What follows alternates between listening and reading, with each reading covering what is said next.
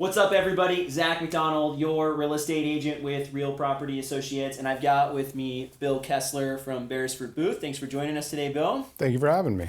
Cool. Well, if you don't mind, can you introduce yourself so everybody can get to know you a little bit, and then we'll kind of jump into the interview a little bit. Sure. Again, my name is Bill Kessler. I'm a business and real estate lawyer at the firm of Beresford Booth.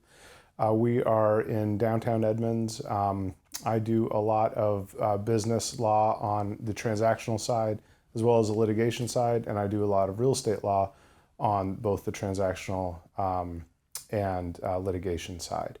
And have worked with Zach for several years, and happy to be here to talk with you guys a bit about tenancies in common and LLCs and people buying properties together in general, I think. If you're buying a primary residence for yourself, you don't want to necessarily put it in an LLC. Mm-hmm. And I'd be curious to hear you, and I'm sure people watching would love to hear you expand on that a little bit. Yeah. What are some of the negatives or some of the cons to putting a primary residence into an LLC?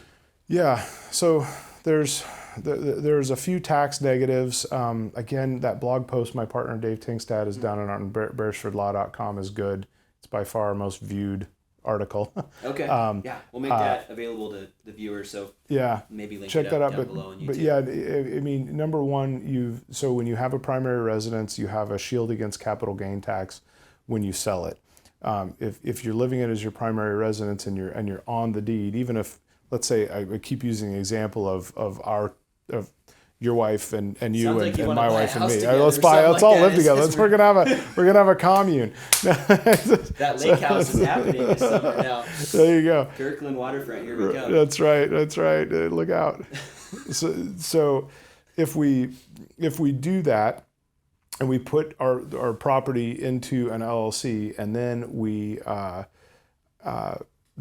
when we go to sell, we're not going to be able to shield any of the capital gains. Right now, if my wife and I sell our house, we have $250,000 each of shield against capital gain, meaning the capital gain doesn't kick in until you get over $500,000 of gain. Yeah, same with you, yeah. and same with everybody in America. So you have this shield against capital gain.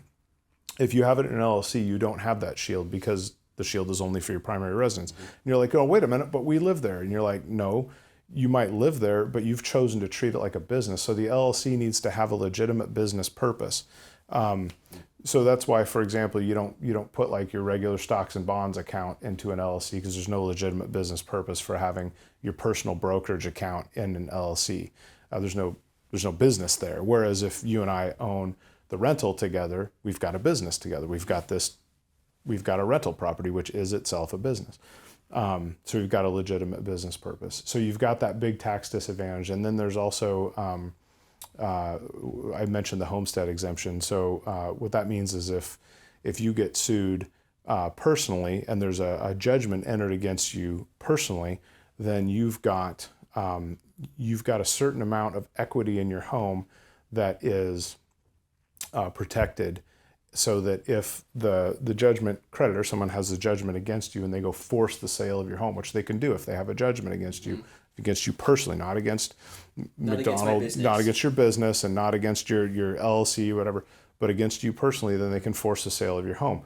Well, if they do that, the first in King County, the homestead exemption has gone up to, it's a weird number. It's like $750,000 or so, but it's this like, anyway, it's the median home price, I think, is what they did, and they made that the homestead exemption. Snohomish County is the same. I think it's like $500,000 or something. So the homestead used to be $125,000, and now it's gone up. That's a substantial change. It's a big change. So your house is now a lot more of an asset protection vehicle even than it used to be, and it already was reasonably good. So your personal residence, you've got unlimited homestead, I think, in both Texas and Florida, which is why OJ lives in Florida.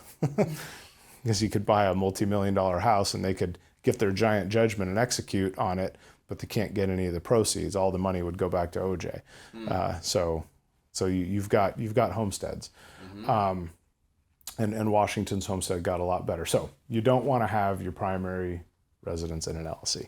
Yeah. No, those are some good reasons not to. Yeah. Thanks so much for watching this video interview with Bill Kessler. And talking a little bit about the different entities and ways to buy real estate together. I hope this video was super valuable for you. And if you want to talk more about buying and selling real estate here in Washington State, I'd love to be a resource for you. And if you want to talk with Bill a little bit more about how to structure a purchase or come up with some of these agreements that he mentioned in the video, I'm going to link up his contact information below, and you can always reach out to me for it as well.